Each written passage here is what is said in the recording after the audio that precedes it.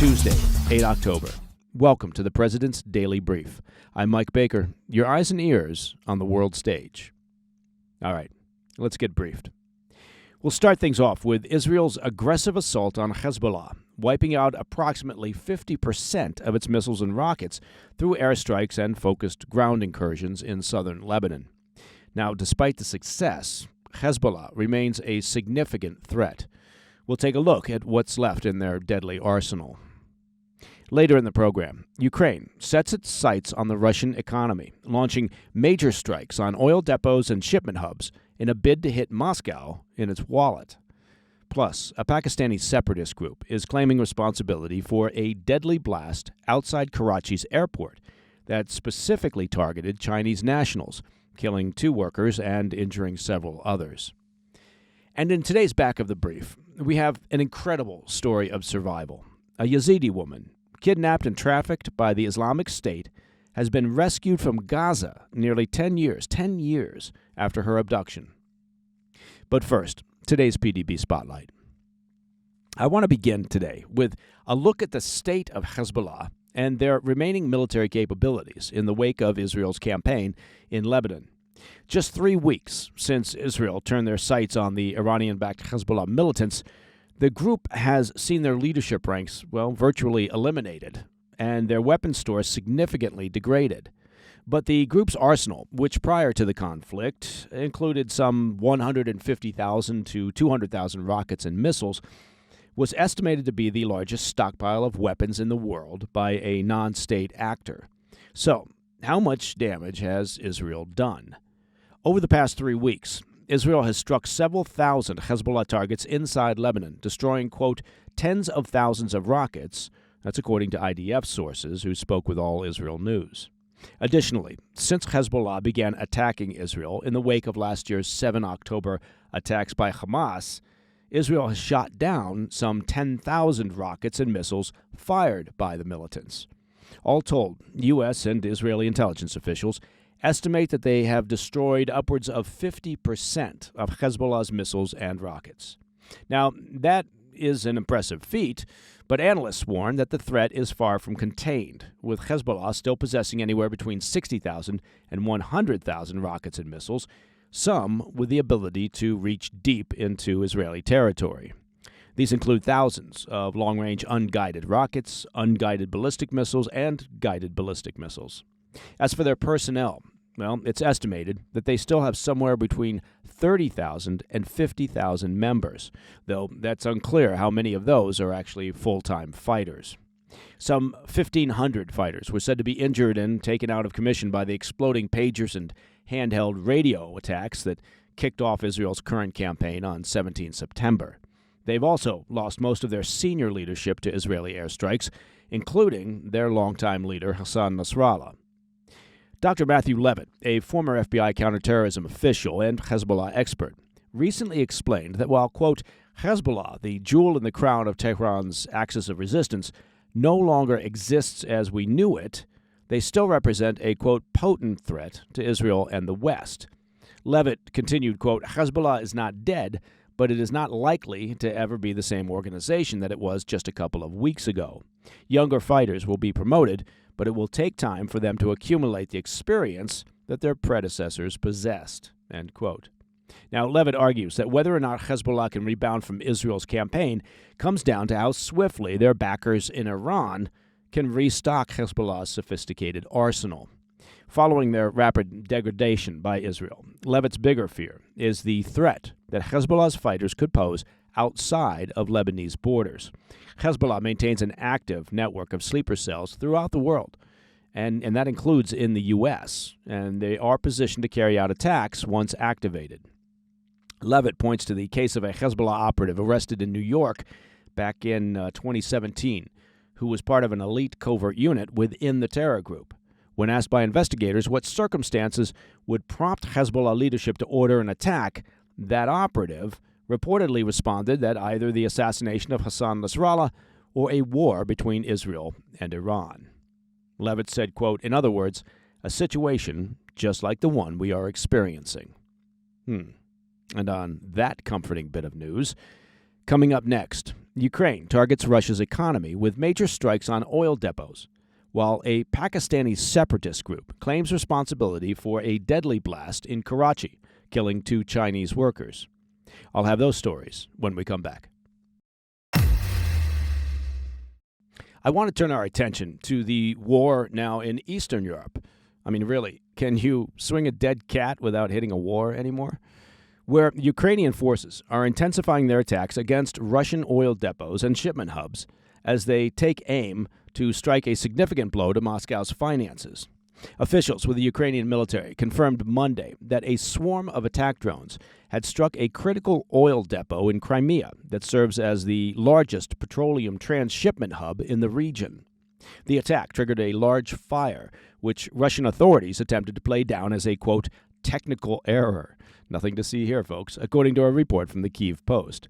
In a statement, Ukraine's general staff said, quote, Ukrainian missile units, working with other defense forces, carried out the operation as part of an ongoing effort to weaken Russia's military and economic infrastructure, end quote. In addition to the oil facility in Crimea, reports suggest 2 nearby military bases were also hit by the Ukrainian drone attack on Monday. Ukrainian forces renewed their targeting of Russia's energy infrastructure last Thursday with a drone attack on a fuel storage base in Russia's central Voronezh region. The attacks on critical Russian infrastructure come as reports emerge that Russia's economy is in much worse shape than it appears, with analysts saying that Moscow cannot financially sustain their war in Ukraine for much longer. That's according to a report by Fortune. An exclusive analysis by Anders Aslund, a Swedish economist and former senior fellow at the Atlantic Council, estimates that Russia's economy is already near stagnation, in large part due to Western sanctions stemming from Putin's invasion of Ukraine that have reduced Russia's GDP by 2 to 3% each year since 2022. Now, that's a major problem, as you might suspect, given that the Kremlin intends to spend roughly $190 billion, or 10% of its GDP, on the war effort this year. Aslund says Russia is running out of places to cut spending to sustain such high levels of defense expenditures. With much of their assets frozen in Europe, the Kremlin has limited their annual budget deficits to just 2% in an attempt to preserve Russia's currency reserves. Still, Russia's National Wealth Fund has been reduced to $55 billion as of March 2024. If current trends hold, that fund will be depleted sometime next year. This is why, according to Aslund, the Kremlin has signaled in leaked documents their intention to end the war by late 2025. Russia's domestic situation is so dire, he argues, that the West could easily tip the scales in Ukraine's favor if the will existed. Aslund claimed, quote, Ukraine could win the war if it had an additional $50 billion per year, as well as a green light to bomb military targets inside Russia, end quote. All right, moving on to Pakistan, where a late-night bombing in Karachi on Sunday, claimed by a separatist militant group, targeted a convoy carrying Chinese nationals, killing 2 workers and injuring 8 others, including police officers. This attack is the latest in a string of deadly assaults on Chinese nationals in Pakistan, where thousands are engaged in the China-Pakistan Economic Corridor. That's a crucial part of Beijing's multi-billion-dollar Belt and Road Initiative in that country. Now, while the initiative aims to transform Pakistan's infrastructure with roads and power plants and ports, and of course also cement China's influence in the country, it has also made Chinese nationals prime targets for the Baloch Liberation Army, or the BLA. The terror group of roughly 3,000 fighters view these projects as an encroachment in Balochistan. That's a region in western Pakistan, rich in oil and mineral resources, but home to a marginalized ethnic minority by the central government. The BLA repeatedly warns Chinese workers to leave the area, often reinforcing those threats with actual attacks. On Sunday, the convoy included workers from the Port Qasim Electric Power Company, and that's a frequent target of the BLA. As the convoy left the Karachi airport, a suicide bomber carried out the targeted attack, killing 2 Chinese nationals and wounding others, including police officers. The blast also caused Pakistani casualties, though the exact number remains unclear. Video footage broadcast on Pakistani news channels showed thick black smoke rising from the scene, with several cars set ablaze. Counterterrorism officials in Karachi launched an investigation into how the suicide bomber bypassed security at the country's largest airport. The Chinese embassy in Islamabad swiftly confirmed the casualties, condemning the attacks as terrorism, while Pakistan's Ministry of Foreign Affairs denounced it as, quote, a heinous act. Prime Minister Shehbaz Sharif took to X, calling the attackers in a post, quote, enemies of Pakistan. The BLA's spokesman, Junaid Balok, emphasized on Monday that the bombing was a direct message to China opposing its involvement in Balochistan. This incident follows a spate of BLA attacks in August that left over 50 dead, emphasizing the threat to Chinese-funded projects. Other attacks include a 2021 bombing that killed 9 Chinese workers and a 2022 university attack that left 3 Chinese teachers dead. This bombing casts a shadow over the upcoming Shanghai Cooperation Organization Summit, which is set to gather officials from several countries, including China and Russia, later this month.